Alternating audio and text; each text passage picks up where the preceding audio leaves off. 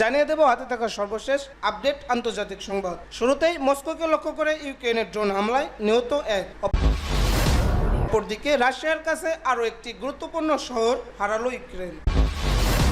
এদিকে চীন কি সত্যি ভারতের ৬০ কিলোমিটার ভূখণ্ড দখল করেছেন তা নিয়ে মতবাদ ভারত সেনাদের। এরপর মণিপুরে ভারতীয় সাবেক সেনা সদস্যকে পিটিয়ে হত্যা। এবং সর্বশেষ সীমান্তে টহল দেওয়ার সময় বিএসএফ সদস্যের আত্মহত্যা। এতক্ষণ শুনছিলেন সংবাদ শিরোনাম, এখন বিস্তারিত। মস্কোকে লক্ষ্য করে ইউক্রেনের ড্রোন হামলা, নিহত এক।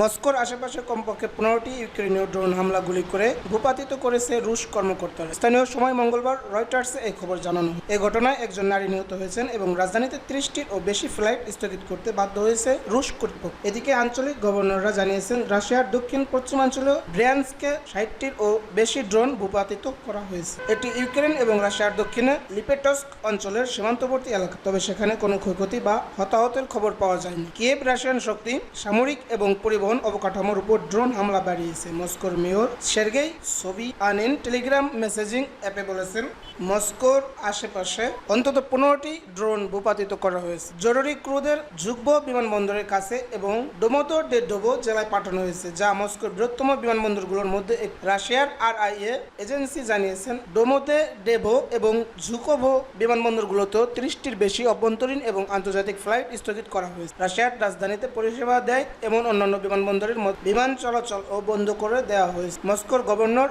আন্দ্রেই ভেরোভিভ টেলিগ্রামে বলেছেন রাতের ড্রোন হামলায় মস্কো অঞ্চলের রামেনস্কয় জেলায় কমপক্ষে 2টি অ্যাপার্টমেন্ট বিল্ডিং ক্ষতিগ্রস্ত হয়েছে। এছাড়াও 5টি ফ্ল্যাটে আগুন ধরে যায়। ভেরোভিভ বলেন ড্রোন হামলায় রামেনস্কয় 46 বছর বয়সী এক নারী নিহত হয়েছেন এবং আরও 3 জন আহত। তিনি আরও জানান সেখানে 43 জনকে অস্থায়ী আবাসন কেন্দ্রে সরিয়ে নেওয়া হয়েছে। রামেনস্কয় জেলা ক্রেমনিল থেকে প্রায় 50 কিলোমিটার দক্ষিণ পূর্ব। সরকারি তথ্য অনুসারে জনসংখ্যা প্রায় 1 মিলিয়ন।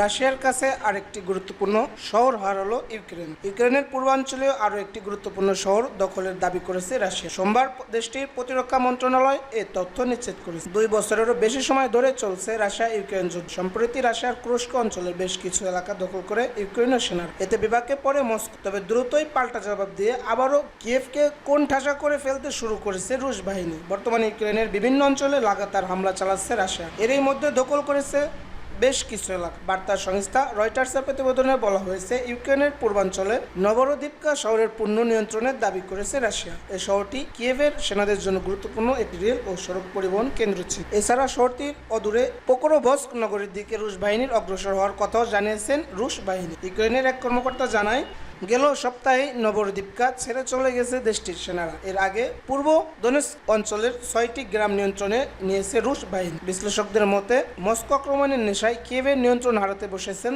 ইউক্রেনের প্রেসিডেন্ট ভলোদিমির জেলেনস্কি। এদিকে রাশিয়ার আক্রমণের পাল্টা জবাব দিতে আরও দূর পাল্লার ক্ষেপণাস্ত্র হামলায় প্রয়োজন বলে জানিয়েছেন ইউক্রেনের প্রেসিডেন্ট ভলোদিমির জেলেনস্কি। এজন্য পশ্চিমা মিত্রদের কাছে অনুমোদনও চেয়েছেন তিনি। রুশ হামলাকে প্রতিহত করতে আরও শক্তিশালী ক্ষেপণাস্ত্র ও ড্রোন সহায়তা প্রয়োজন বলে জানান ইউক্রেনের প্রেসিডেন্ট। চীন কি সত্যি ভারতের 60 কিলোমিটার ভূখণ্ড দখল করেছে? ভারতের উত্তর পূর্বাঞ্চলীয় কৌশলগত গুরুত্বপূর্ণ অরুণাচল প্রদেশের 60 কিলোমিটার ভেতরে ঢুকে পড়েছে চীনের সেনারা। তারা সেখানে ক্যাম্প করে অবস্থান করে বলেও দাবি করেছেন স্থানীয় বাসিন্দারা। স্থানীয়দের বরাত দিয়ে ভারতীয় সংবাদ মাধ্যম আনন্দবাজার এই তথ্য নিশ্চিত করেছেন। আনন্দবাজারের এক প্রতিবেদনে বলা হয় অরুণাচলের আনজাও জেলার কাপাপু এলাকায় চীনের সেনারা ক্যাম্পের খোঁজ মিলেছে। এরপর থেকেই শুরু হয়েছে আলোচনা। ইন্ডিয়া টুডের একটি প্রতিবেদনও দাবি করা হচ্ছে সপ্তাহখানেক আগে থেকেই নাকি ওই অঞ্চলে ঘাঁটি করেছে চীনের সেনারা। চীন এই ক্যাম্পটি ম্যাকমোহন লাইন থেকে 60 কিলোমিটার দূরে হাদিগ্রা পাসের কাছে অবস্থিত। তবে চীনা সেনারা কয়েকদিন অবস্থানের পরও সেখান থেকে চলে গেছে বলেও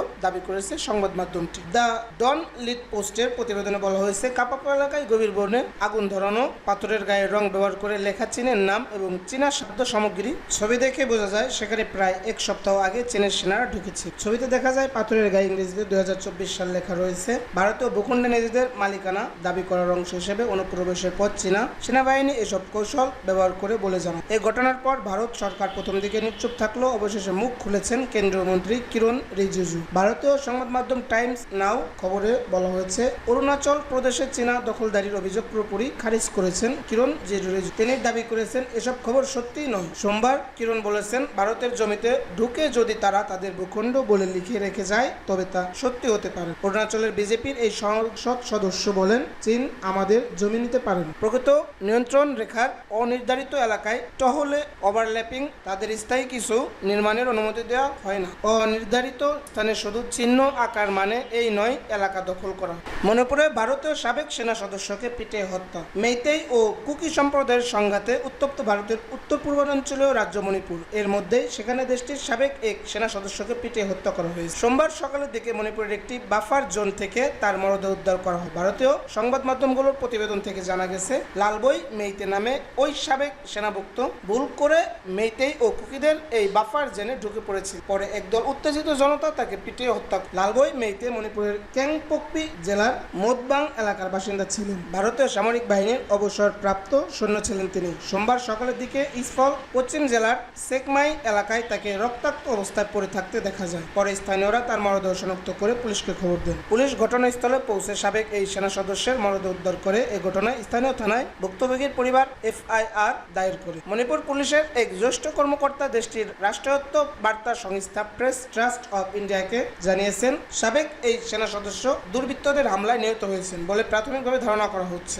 এ ঘটনায় তদন্ত শুরু হয়েছে। গত বছরের মে মাসে মণিপুরের হিন্দু সংখ্যাগরিষ্ঠ মেইতেই সম্প্রদায় ও কুকি উপজাতিদের মধ্যে সহিংসতা শুরু হয়। তাদের 2 শতাধিক মানুষের প্রাণহানি ও প্রায় 50,000 মানুষ বাস্তুচ্যুত হয়। এরপর রাজ্য জুড়ে থেমে থেমে সহিংসতা চললেও প্রথমবারের মতো চলমান জাতিগত সংঘাতে ড্রোন ও রকেটের মতো অত্যাধুনিক অস্ত্র ব্যবহার করা হয়। জানা গেছে, বিচ্ছিন্নতাবাদী গোষ্ঠীর সদস্যরা এবার রাইফেল ও গ্রেনেডও ব্যবহার করেছে। তাছাড়া গত কয়েকদিনের সহিংসতায় দেশটির এই রাজ্যে কমপক্ষে 8 জন নিহত এবং 12 জনের বেশি মানুষ আহত হয়েছে। মণিপুর পুলিশ জানায়, দুর্বৃত্তদের যে কোনো হামলার চেষ্টা নস্যাৎ করে দিতে এন্টি ড্রোন ব্যবস্থা স্থাপন করেছে আসাম রাইফেলস ও পুলিশ। সেই সঙ্গে মোতায়েন করা হচ্ছে পুলিশ ও যৌথ বাহিনীর বিপুল সংখ্যক সদস্য।